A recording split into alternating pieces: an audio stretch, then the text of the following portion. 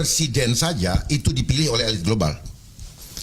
Pertarungan antara 3 kandidat yang lalu ini sama dengan memperebutkan agen tunggal dari prinsipal untuk mengelola anggaran negara. Ya, di mana saya bisa buka? Di Bappenas buka. Di Bappenas dibagi-bagi, polisi uangmu sekian, ini yang kamu kerjakan, polisi sekian, ini kerjakan. Setelah reformasi, ini agenda politik global, Pak. Jangan dipikir reformasi karena hanya sekedar aktivis saja, tidak. Ada dorongan kuat dari belakang. Dengan apa namanya? Dengan karpet merah terhadap undang-undang yang membuat rakyat marah, Omnibus Law. Dari istilahnya saja, bukan bahasa Indonesia, bahwa itu menghancurkan semua pekerja Indonesia. Nah, tadi yang disampaikan oleh Mas Rangkuti, betul sekali. Bukan bagaimana menangkap penjahat, tetapi bagaimana rakyat sejahtera. Mereka yang nggak kerja dikasih santunan sosial. Kenapa mereka yang ditangkap penjahat? Karena ditangkap polisi. Kenapa? Karena mereka nggak bisa makan. Ini harus dipikirkan. Kenapa sistem kapitalis itu hanya boleh hidup orang yang punya kapital atau punya modal. Yang tidak punya modal, modar. Ini persoalannya. Pak. Nah, sementara Pak, yang membuat kebijakan itulah yang penjahatnya.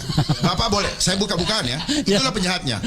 Nah, jadi supaya ini cek semua hartanya. Tidak ada satupun pejabat negara yang hartanya bersih. Saya bertaruh.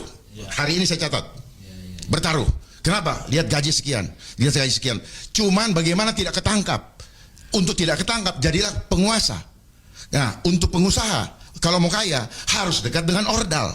Kalau enggak modal. Makanya sekarang banyak rakyat yang mulai pergi dari Jakarta, Pak, ke pinggir. Kenapa? Memang pemiskinan itu sistematis. Jadi semua instrumen itu dilakukan secara terorganisir, TSM. Oleh siapa? Oleh organized crime. Siapa organized crime? Yang mempunyai struktur dari pusat sampai ke daerah. Sehingga oligarki cukup meminta kepada Kapolri pendekatan langsung semua sumber daya alam bisa dijarah. Termasuk seperti apa yang ada kita lihat sekarang yang misalnya di Morowali dan sebagainya. Dan sebagainya.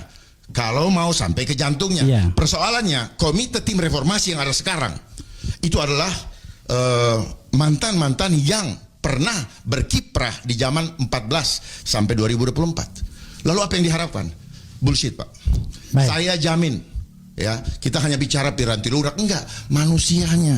Yang harus dilakukan adalah reformasi jati diri Polri.